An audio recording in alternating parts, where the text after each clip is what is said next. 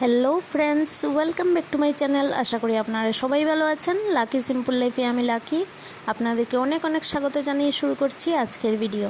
তো আজকে অনেক দিন পর একটা ফুল ভিডিও নিয়ে আসলাম। আজকে হবে ডিমের কষা। তো এটা ভাত, পরোটা, রুটি সব কিছু দিয়েই খাওয়া যাবে। তো প্রথমে পেঁয়াজ, রসুন, আদা কেটে নিলাম। এবার ওগুলোকে ফ্রাই করে নেব।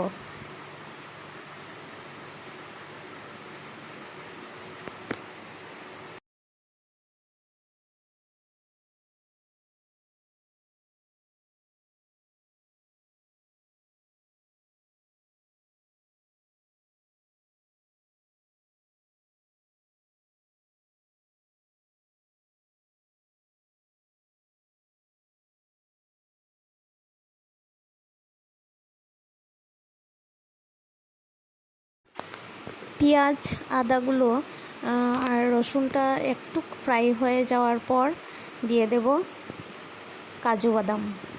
কাজু বাদামটাকেও পেঁয়াজের সঙ্গে অল্প নাড়াচাড়া করে ভেজে নেব।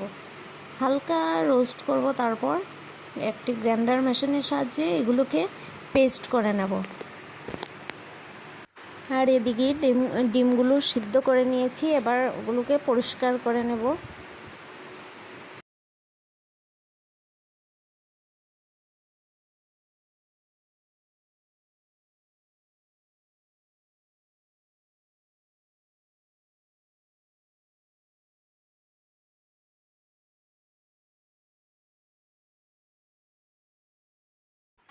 এবার কড়াইয়ের মধ্যে তেল দিয়ে তেলটা গরম হওয়ার পর অল্প নুন আর হলুদ দিয়ে ডিমগুলোকে ভেজে নেব।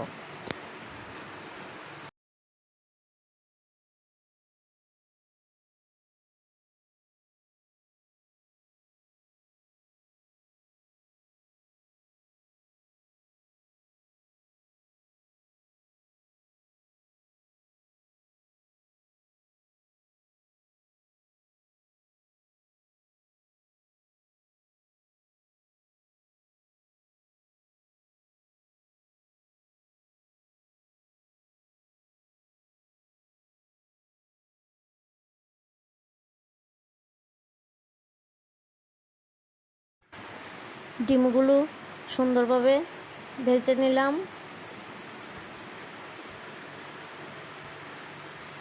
এবার কড়াইয়ের মধ্যে অল্প তেল দিয়ে তেজপাতা ফোড়ন দিয়ে গোটা গরম মশলা দিয়ে দেব।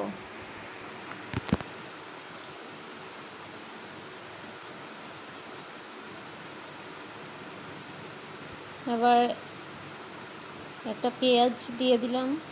পেঁয়াজটা অল্প ফ্রাই হয়ে গেলে বেটে নেওয়া সেই মশলাটা আবার দিয়ে দিলাম। অল্প নাড়াচাড়া করে শুকনো উপকরণগুলো দিয়ে দেব, যেমন হলদি গুঁড়ো, লঙ্কা গুঁড়ো আর জিরে গুঁড়ো, আর অল্প স্বাদ মতো নুন।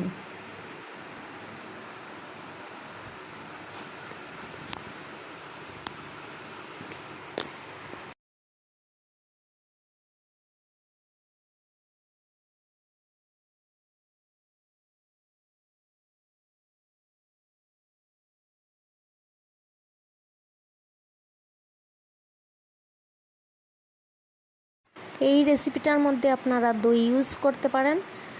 মশলাটাকে ভালো করে ভেজে নেওয়ার পর দই দিয়ে অল্প নাড়াচাড়া করে তারপর জল দিয়ে ডিমটা দিয়ে দিতে পারেন। আর এখানে আমি টমেটোটা ইউজ করছি। টমেটোটা আমি পেস্ট করে ইউজ করিনি, টুকরো টুকরো করে কেটে ইউজ করেছি। আপনারা চাইলে পেঁয়াজের সঙ্গে টমেটোটা পেস্ট করে ইউজ করতে পারেন।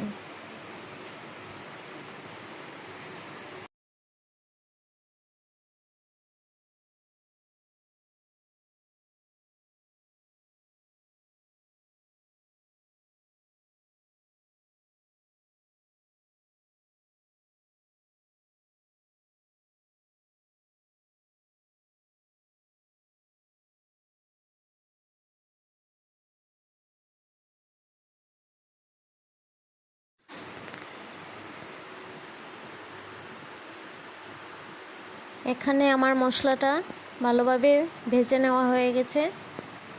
ভালোভাবে আমি কষিয়ে নিয়েছি মশলাটাকে। এবার অল্প জল দিয়ে, মানে যতটুক ঝোল চাই ততটুক জল দিয়ে দেব।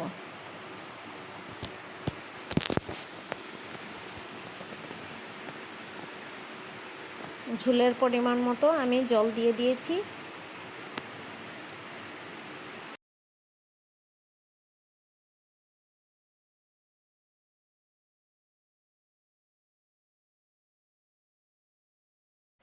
এই রেসিপিটা খুব সিম্পল এবং অনেক টেস্টি হয়। তো এবার ঝোলের মধ্যে ঝোলটা ফুটে গেছে। এবার ডিমগুলো দিয়ে দিলাম, দিয়ে অল্প গরম মশলা গুঁড়ো দিয়ে কিছুক্ষণ রেখে, ঢাকা দিয়ে রেখে নামিয়ে নেব। তো রেডি হয়ে যাবে আমাদের ডিমের কারি রেসিপি। তো ভিডিওটা ভালো লাগলে অবশ্যই একটা লাইক দিয়ে দেবেন, আর কমেন্ট করে জানাবেন যে ভিডিওটা কীরকম লাগলো, রেসিপিটা কীরকম লাগলো। যারা চ্যানেলে নতুন তারা প্লিজ চ্যানেলটাকে সাবস্ক্রাইব করে নেবেন।